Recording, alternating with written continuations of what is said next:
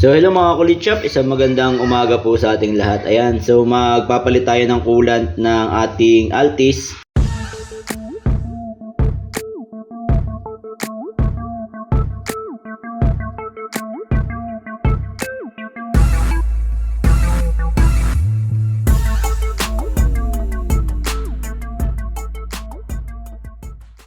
Dahil nagpalit na tayo ng pang-ilalim natin at nagpagawa na tayo ng mga vibration, nagpa-change oil na rin tayo. Ngayon coolant naman yung papalitan natin, para isang EMS na lang tayo, So yun, ang ginamit ko ngayon dahil malaki-laki yung nagastos natin sa pagpapagawa ng pang-ilalim natin, nagpalit muna ako ng coolant, long life coolant na Pro 99. So ito naman ay ginagamit naman na natin sa ating crosswind, kaya lang yung sa crosswind natin is kulay green. Ito ngayon gagamit tayo ng kulay pink.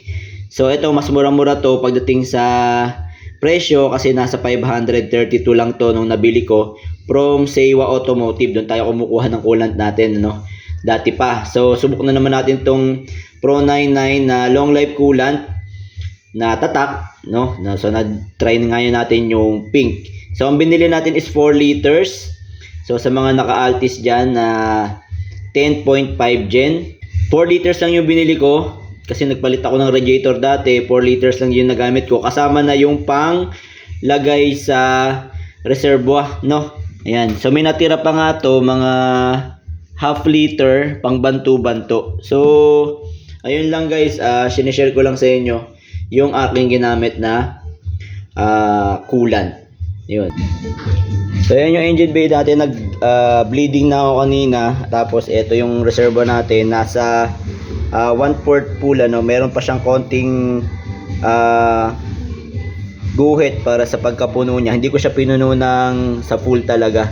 Ayan. Kasi habang gagamitin ko yung sasakyan natin mamaya, baka kumuha pa siya ng laman dito sa ating reservoir. Tapos ito naman, hindi pa na 100% na bleed yan. So paggamit na lang natin mamaya pagdating sa school, malalaman natin kung magbabawas ba siya, kukuha siya dun sa reservoir, or magdadagdag tayo, magbabanto tayo dito sa reservoir natin.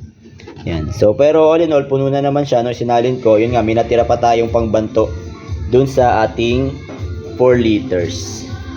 Yan. Gaya pala ng ginawa natin guys dati, dapat andar nyo muna yung sasakyan ninyo, ma-bleed ng maayos para hindi siya magkaroon ng air pocket dito sa ating radiator. Kasi pag may ganon, maaaring mag-overheat yung inyong sasakyan. So ang gagawin natin dyan, papaandarin natin, then kailangan na mabukas yung thermostat para mag-circulate yung coolant at mawala yung bula. Pero kanina ang ginagawa ko, pinaandar ko siya na nakabukas itong radiator cap. Tapos nakikita ko na unti-unting bumababa yung coolant. So ibig sabihin natatanggal yung hangin niya sa loob kasi meron pa siya nito, ito yung maganda sa Altis, meron siya nito parang breather hose.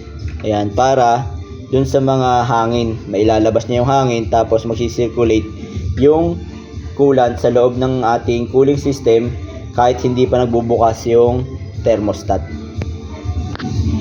Right, so hanggang dito na lamang po siguro ang may share ko sa araw na ito. At sa mga di pa po nakasubscribe, subscribe lang tayo sa Kulit Shop, ang shop na makulit pero walang physical shop.